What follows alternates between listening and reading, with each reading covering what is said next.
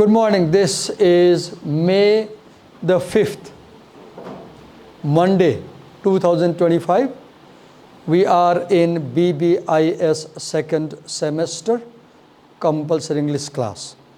And last week and before last week, we have been discussing sections from Mary Jane Collier's essay, Understanding Cultural Identities in Intercultural Communication and a 10-step inventory, where Collier talks about intercultural communication, and Collier says that if you want to have smooth intercultural communication without any conflict, then you need to properly understand the concept of cultural identity.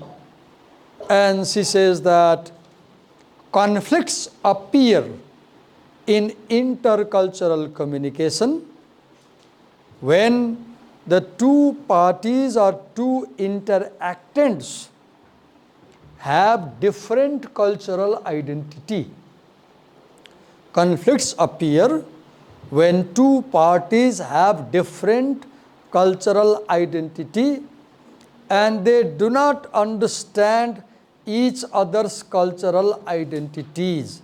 Therefore, if you want to have no conflict in your communication, your intercultural communication, you or us, we should try to understand how the cultural identities of the people are formed. Once we properly understand how our cultural identities are formed, then we will have a better understanding of the cultural identity of the people we are talking to. In that situation, we won't have conflicts, we will have better understanding, we will have openness, and we will accept other people's different perspectives.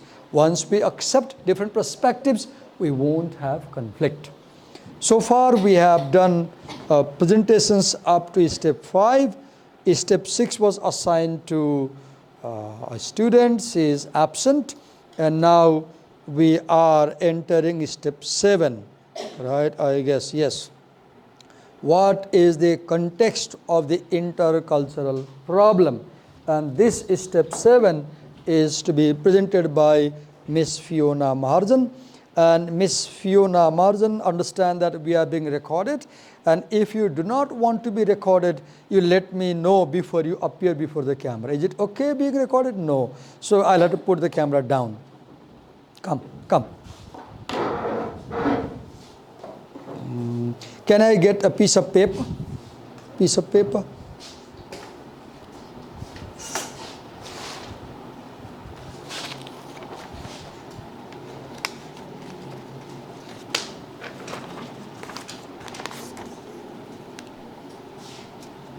Wait a minute.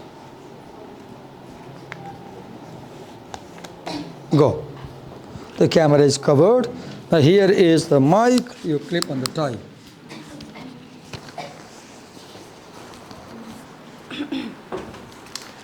Listen to her. Good morning, everyone. I am Fiona, and I am presenting on the 7th step of the 10-step inventory. That is, what is the context of the intercultural problem? Now, before delving in further, let us talk about what do you mean by the term context. Now, context is the surrounding information that makes something understandable. So that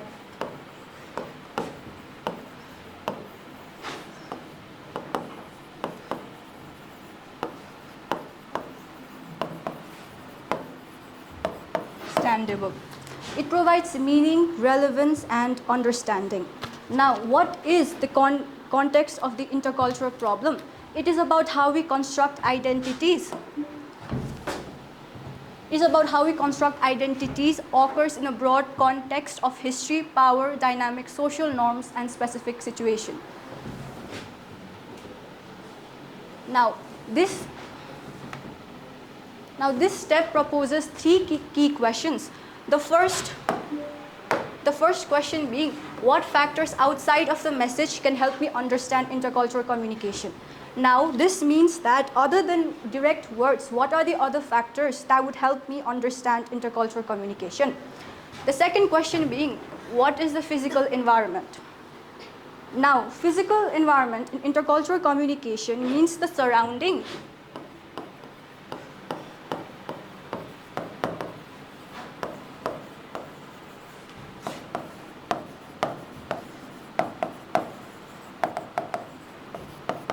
where communication takes place. Or we can understand it just by the setting of the conversation. And as we know, setting includes the time, the place, and the atmosphere. If we were to take example of present, I am presenting on the step 7 at 9:50 a.m. in BBIS classroom, and the atmosphere of today's presentation is formal. And the third and last question being, what histories and institutions are relevant? It is about understanding how a group's past histories has shaped their culture and the way they talk with others at present.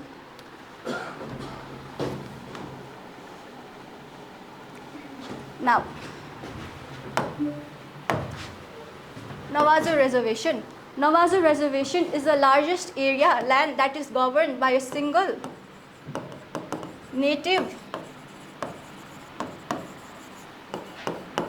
American tribe in the United States. Collier cites Navajo Reservation as a first exploratory studies of culture and communication. She lived there with a Navajo family and taught high school students.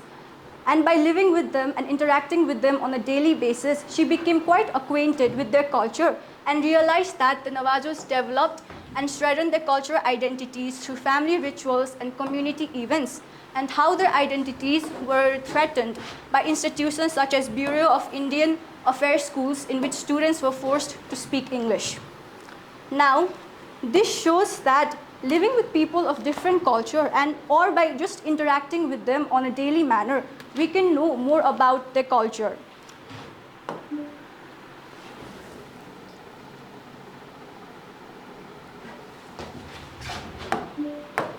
As previously discussed, physical environment is the setting of the conversation, and it includes where person with different cultural identities have contact, place, time, and the location or place in which a media, text, culture, product, or speech is produced, distributed, and interpreted. This is the place, and social and historical place in time. This will be the atmosphere. And basically, it's all about the surrounding stuff that helps you understand the context of different cultures.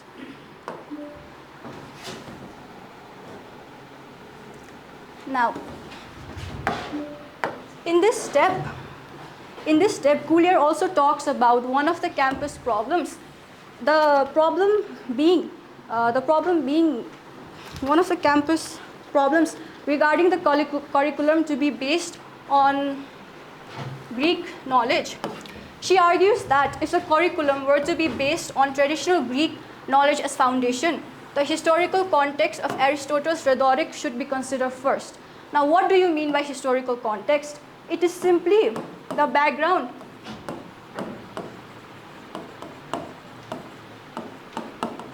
story of a time period.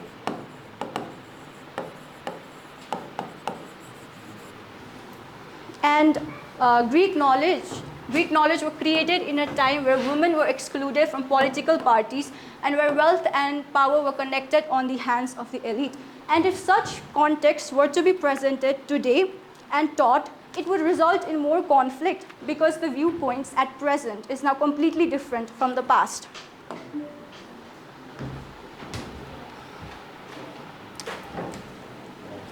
Now, the last topic is how different culture groups approach and experience intercultural relationships. In one of Collier's studies, she wished to understand how different culture groups in South Africa in 1992 interculturally communicated. From Collier and Borman's studies, they discovered that friendship between different races and ethnicities were seen more common among the non-white group members and were common in private rather than in the public context. And they also found out that the black, the Asians, and the colored put more emphasis on their past, while the Afrikaners and British were more present and future-oriented. Now, this shows that how the past histories has shaped their culture at present. Yeah, that's. Thank you. Done? Yeah. Give her a big hand. Thank you. Thank you. So, who is presenting next step? You are next. Step number. She presented step. She presented 6. No, step 7.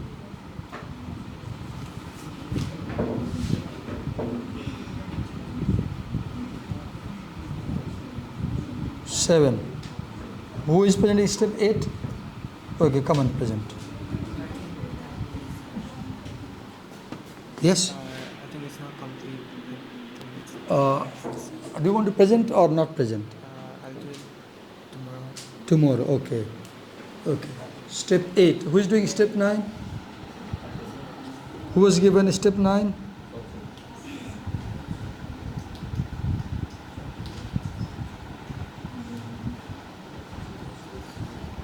Ten, 9.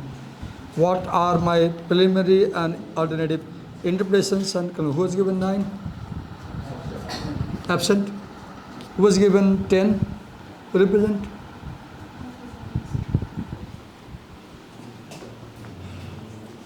Yes? I'll present next day. You present Next day. yesterday? Next day. Next day, I thought you said you presented already, okay.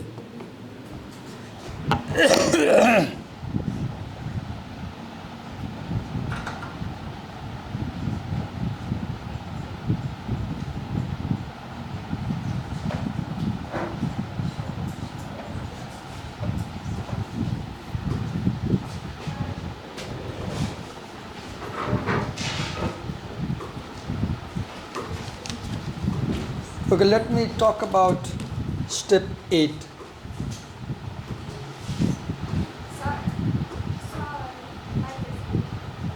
On this topic, step 4.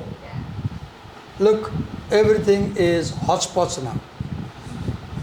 Hodgepodge is English word. From what you make Nepali hodgepodge. You say, sabi hodgepodge gardiyo. So, hodgepodge means you mix it in such a way that everything is confusing now.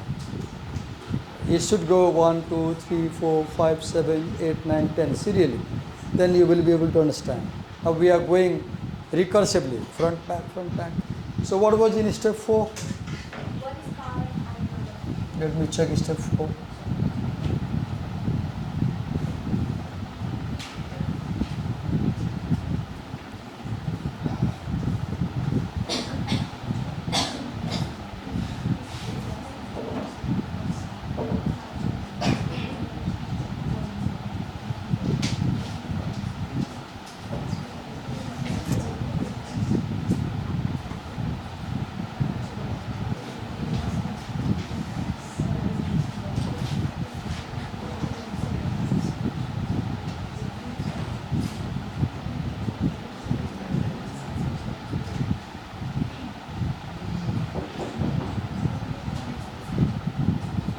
Okay, come.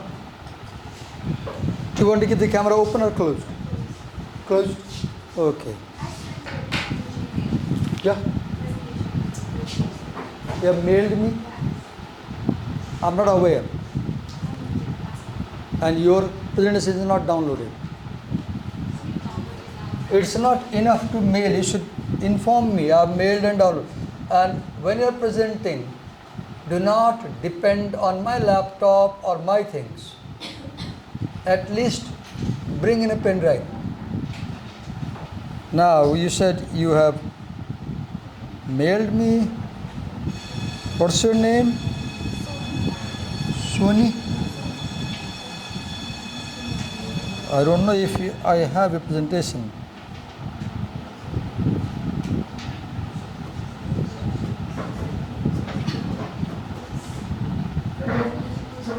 Power and ideology. You can download it right now. We don't have strong Wi-Fi in the classroom, and it's not possible to download. Let me check.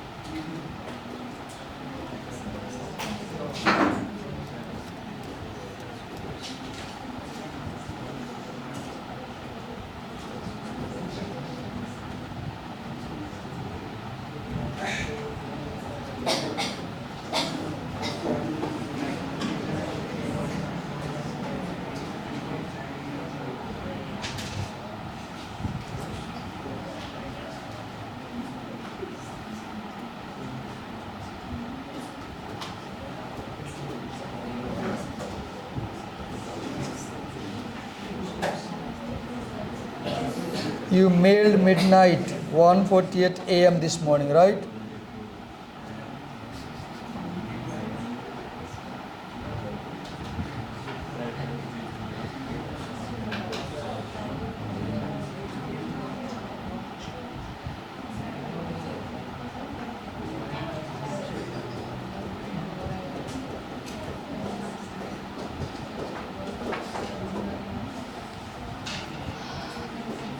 Wait.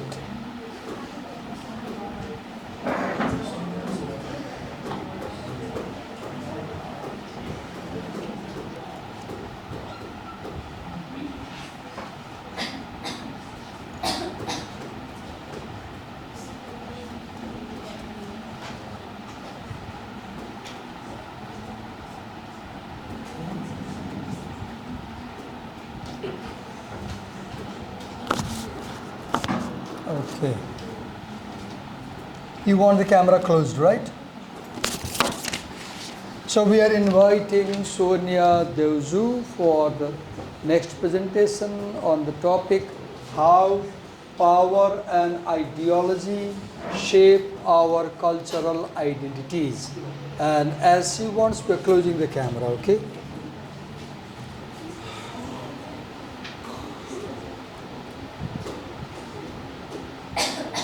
Come. First, introduce yourself, then introduce the topic, and then go on presenting. And clip the tie, clip the mic on the tie. Where is the marker? Good morning, everyone. So today's presentation topic is about Here's the marker. I don't need it. Okay. Power and ideology.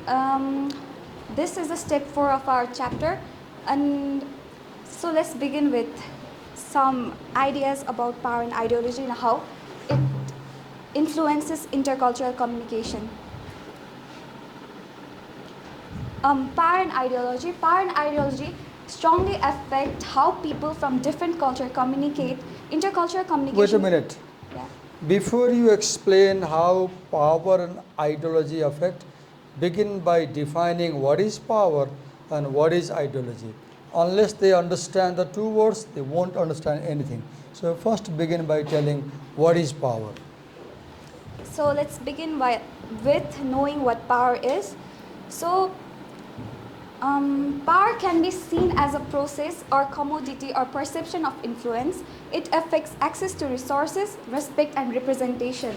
So power can be many things. It might be seen as a process, a perception of influence, or access to resources. Okay, wait a minute. You said power can be process. Yeah. Look what happened. You were presenting. I felt that you are not following the process. And I interrupted. And I said, first you define the term, then move. So I am forcing you to follow the process. So this is power.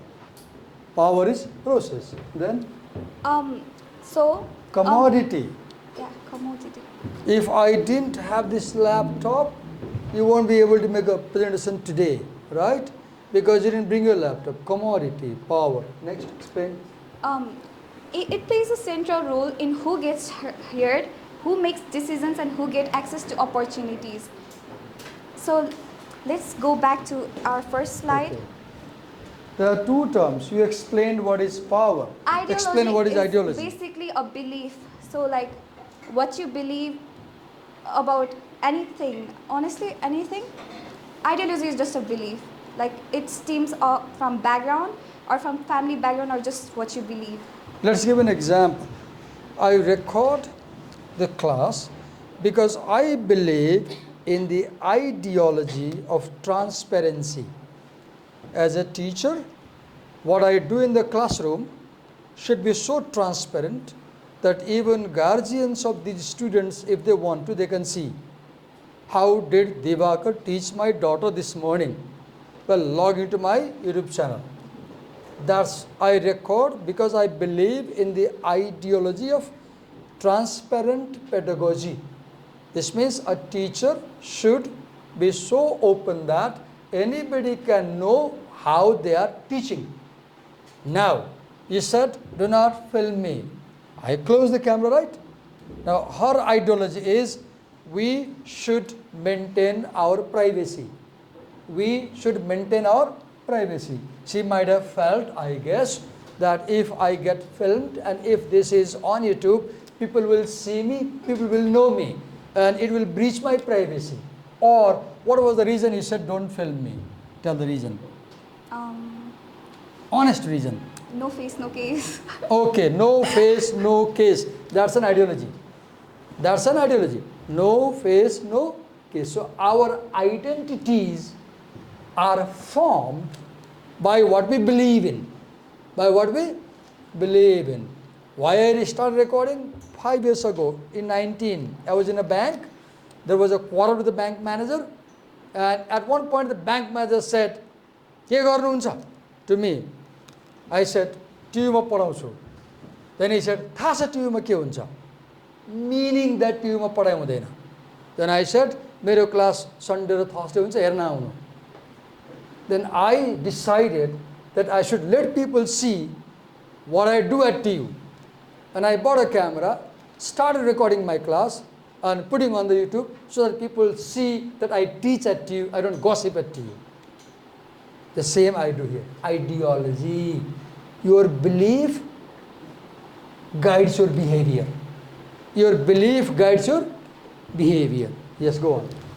So power and ideology strongly affect how people from different cultures communicate. Intercultural communication is not simply about language or cultural differences, but also about understanding how power structure and beliefs influence interactions.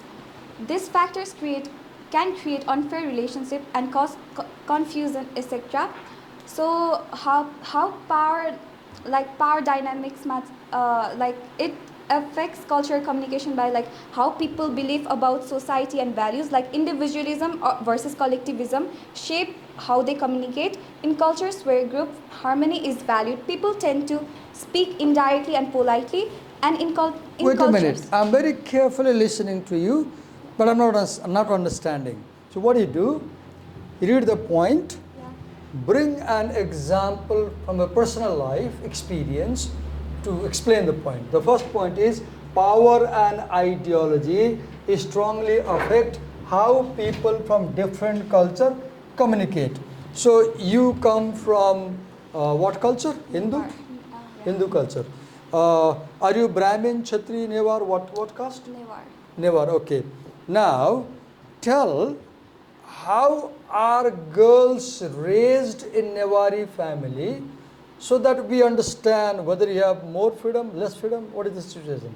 Honestly, that never mattered in my family. Like, I grew up being taught to be an individualist and independent. So there was no patriarchal. Like my dad did not like. Okay, used to so you force had the- more freedom, right? Yeah.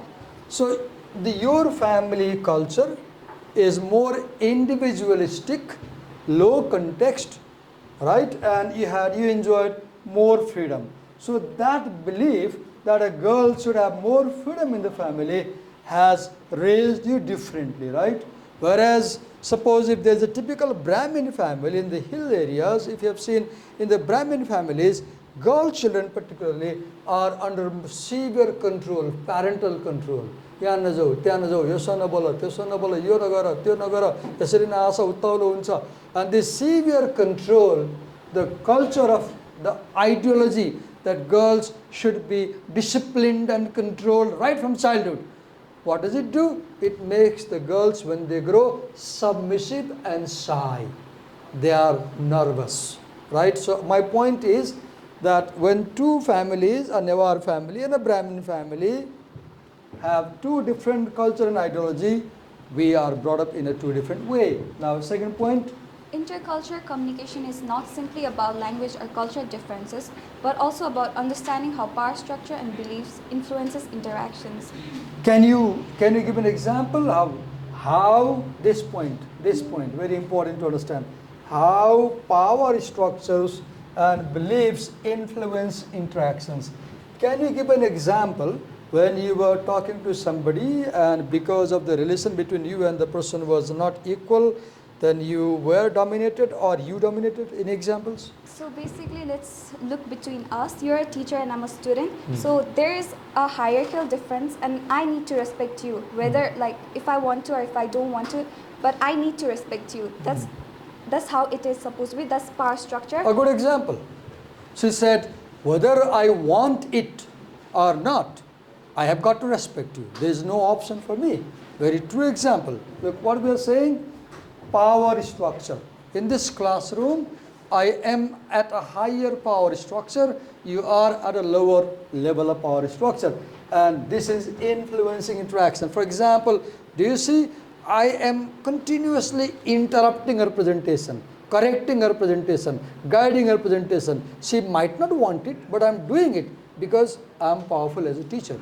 And she is not able to say anything to me because she is student and she might think of भने भने साले फेरि intern number कम गर्ने हो कि रिसाउने हो कि के भन्ने हो कि ठिकै छ. Why? Because she has less power, I have more power. So when two people talk, their power level influences how they talk. So this factor can create unfair relationship and cause confusion, etc. So we talked about power. So dominant discourses, Click over there. marginalized groups often point out that intercultural communication is inherently political. Power is not just about individuals. What do you mean? Explain that before you read next point. Intercultural communication is inherently political. What does it mean? Intercultural communication is political because it's about challenging the power systems that control how people communicate and whose voices are heard. How people communicate and whose voices are heard. Do you know what political means? The word political here for us will mean, if I want, I will do something. If I do not want, I will not do something. For example, suppose I am telling you my life story. Then I will tell all the positive things from my life, but I will not tell negative things from my life. Why? I am telling only positive things from my life because I want you to have positive impression about me. But I am hiding the negative things. So I have a choice. I have a choice. I can tell what I want. I can hide what I want. This is what means political. Now, what is intercultural communication is political? Suppose I am American, you are non-American, and we are in America communicating. Now, because I am Native American speaker, Native American fellow, I am naturally more powerful because I am an American citizen and you are an Asian immigrant in America. So as what happens? Now as we talk, I become more powerful because I am in America and I am American. I remember I was in India one day in my classroom. Some people didn't like me because girls talked to me a lot. Then they came at the door and said, "Hey Bahadur, idhar aao." Look, why were they calling me Bahadur in front of my classmate girls? Because they wanted to insult me before the girls. What I'm saying? Now I could do nothing because I was a Nepali in India and they were Indians in India. So Indians in India are more powerful than a Nepali in India. And when this Nepali was communicating with those Indians, they were more powerful. I was powerless. That's what is meant by intercultural communication is inherently political. And I could do nothing. They called me, "Hey Pahadi Darao, hey Bahadur Darao." I could simply obey them, do nothing. Because if I said something, they will beat me. They will assault me, right? Yes.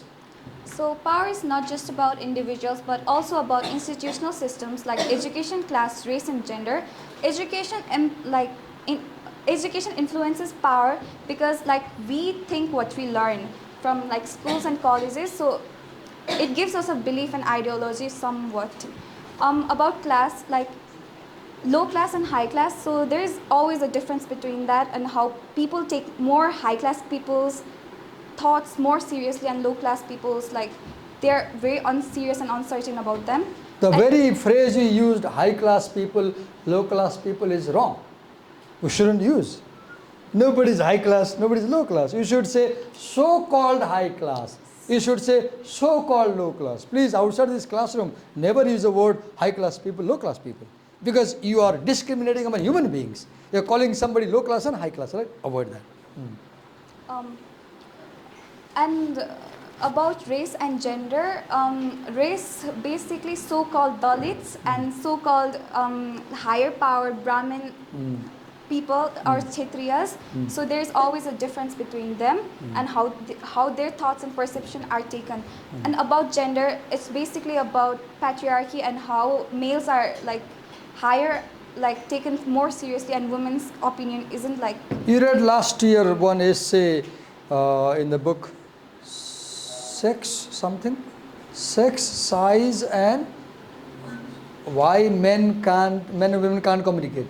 In that essay you read how men do not talk a lot at home because they think that their wives are subordinate to them and they don't have to defend their ego, right? Yes. So this is how communication reflects societal power imbalances too. Let's move on to another slide. Power dynamics. You have to click over there to bring the new screen.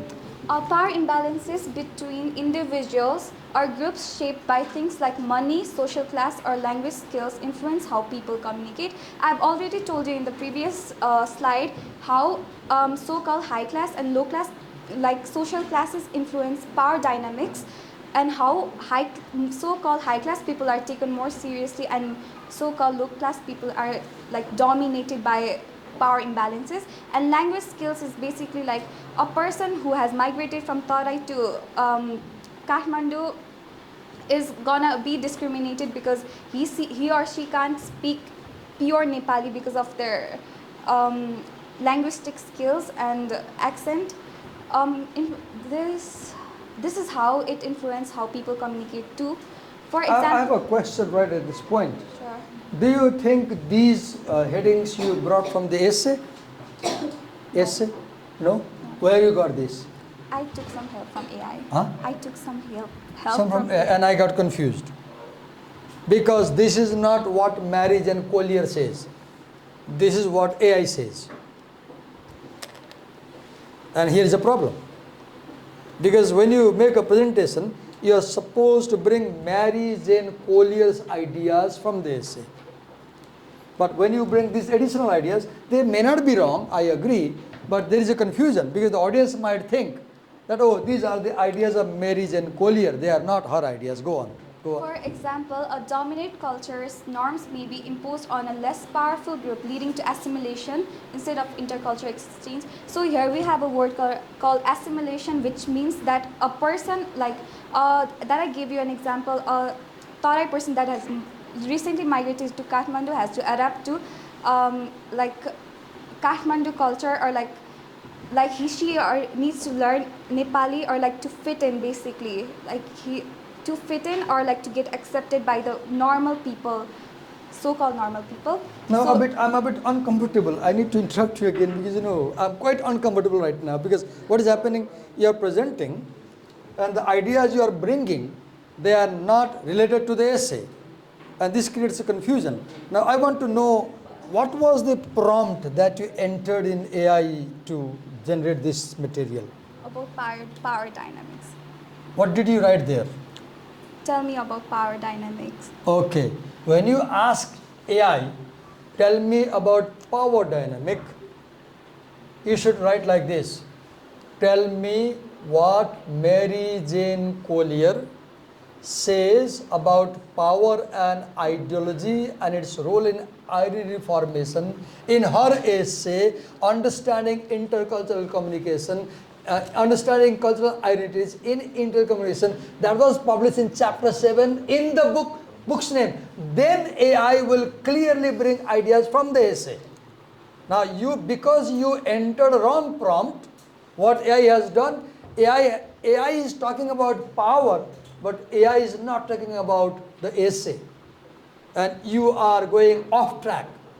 You are not telling things about the essay, you are telling about power and what did you say? Power and? Ideology. Okay, I have a further question. Why did you take help of AI? Give a very honest answers because my questions are very clear. I wanted to sound more professional. You wanted to sound professional. More, and have more vocabulary included. Okay, not bad thing, not bad thing, but I'll give a suggestion. When English teachers like me assign you presentations, their primary purpose is they want you to read the essay. When we say make a presentation, why? Because I want to persuade you to read the essay literally holding the book. And I will not encourage you to use AI because what is AI doing? Just as your smartphone is making you dumb, AI is also making you dumb because AI does not let you think on your own. Please believe that your thinking is more valuable than any AI production. What you say is more important than what AI says. Do not bring into class what AI says. Bring what you say. Once again, I repeat on camera, though the lens is closed. Your views are more valuable. Your ideas are more valuable than ideas generated by AI or other tools. Please understand. Let's go on. Hierarchical structures in organization or societies also affect communication. For example, Collier's essay doesn't talk about this idea. Collier doesn't talk about this idea. Collier doesn't talk about this idea. And now there's a problem as I listen to you. Go on. Power differences can silence marginalized voices and limit chances for meaningful intercultural interactions. In many organizations and societies, there are hierarchies. Quite uncomfortable. मलाई गाह्रो भयो के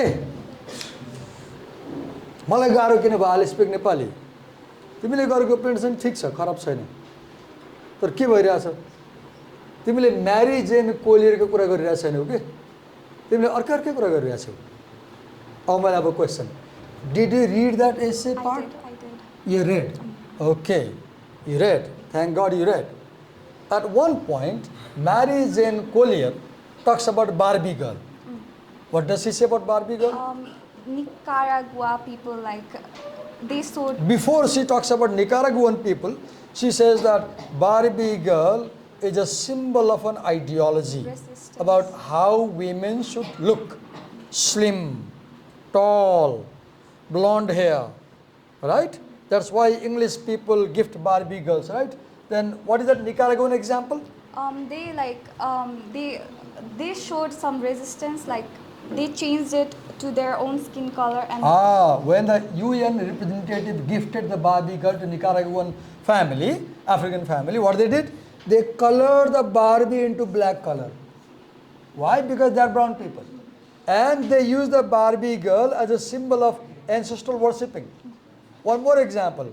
Collier says that because I am white, I get more respect. People listen to me. Yes, go on. Present गर्दाखेरि तपाईँ एसेको कुरामा focus भएर गर्नुहोस् ल. there is unseen advantage in the essay. There is unseen advantage, privilege, unseen advantages, and privilege often invisible to those who benefits. Disparities in hiring and treatment. For example, a white middle-class person may not feel powerful personally, but still benefits from systems that provide advantages such as better jobs, prospects, or fairer treatment. We can see this in the context of Nepal too. A Brahmin fully educated boy is more preferable than a girl that comes from far western and is. Hello, listen to her. If you do not listen to her, you are insulting yourself because she's your classmate.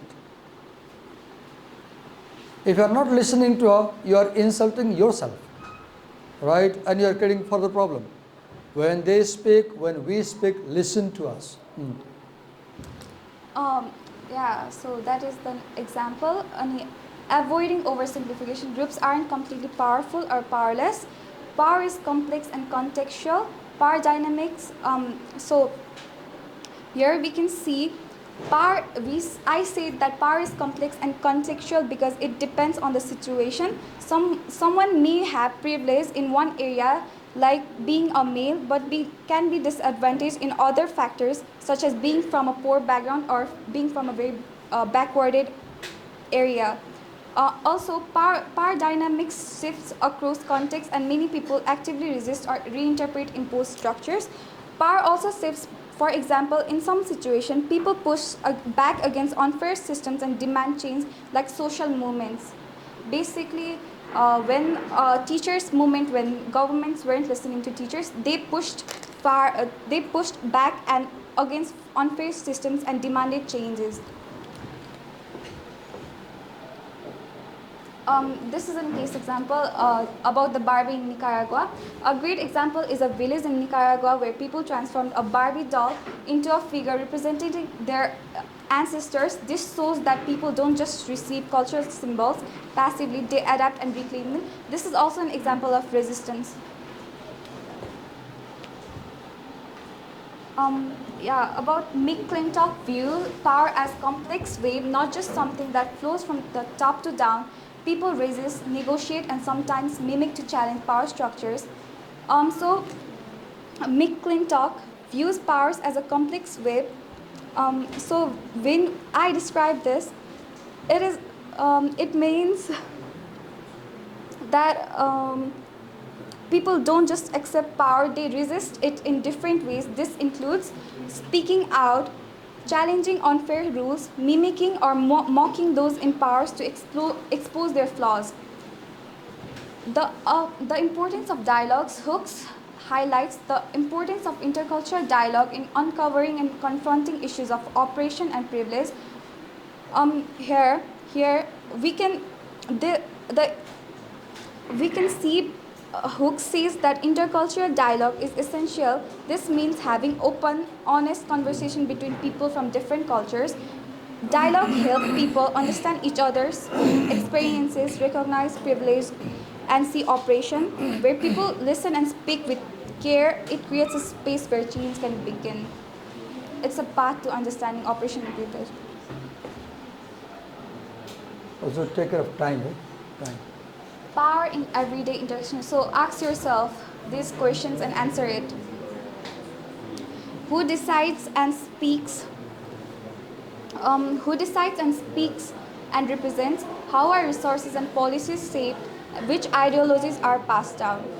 So here, who decides and speaks and represents in everyday life, some people have more to say than others. So basically, for example, in a classroom, a teacher decides who gets to speak and what topics are discussed. In group discussions, people with more confidence, higher status, or better language skills often dominate the conversation while others stay silent. Um, how our resources and policies shape power also affects who gets access to resources like education, healthcare, or job opportunities.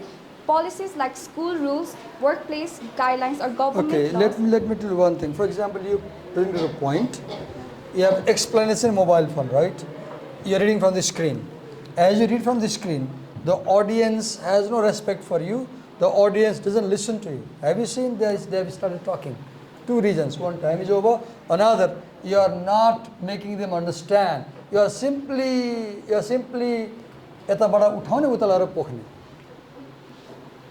नेटबाट मोबाइलबाट क्लासमा अनि कसले सुन्छ सुन्दैन सुन्छ कति बेला जब तिमीले बुझाउँछौ यो सेक्सनको point के हो how power and ideologies shape our cultural identities तिमीले के गर्न सकिरहेको छैन तिमीहरूले पनि के गर्न सकिरहेको छैन how power and ideologies exactly shape our identity त्यो भन्न सकेन धेरै कुरा भन्यो तर त्यो भन्न सकेन we stop here because time is up it's difficult I know it's not easy to make a presentation moreover with such a teacher who keeps interfering यो भएन त्यो भएन यो गरेन त्यो गरेन I appreciate you work hard, you come, but there is a long way to go. Thank you. I will want to kill myself too. Yo AI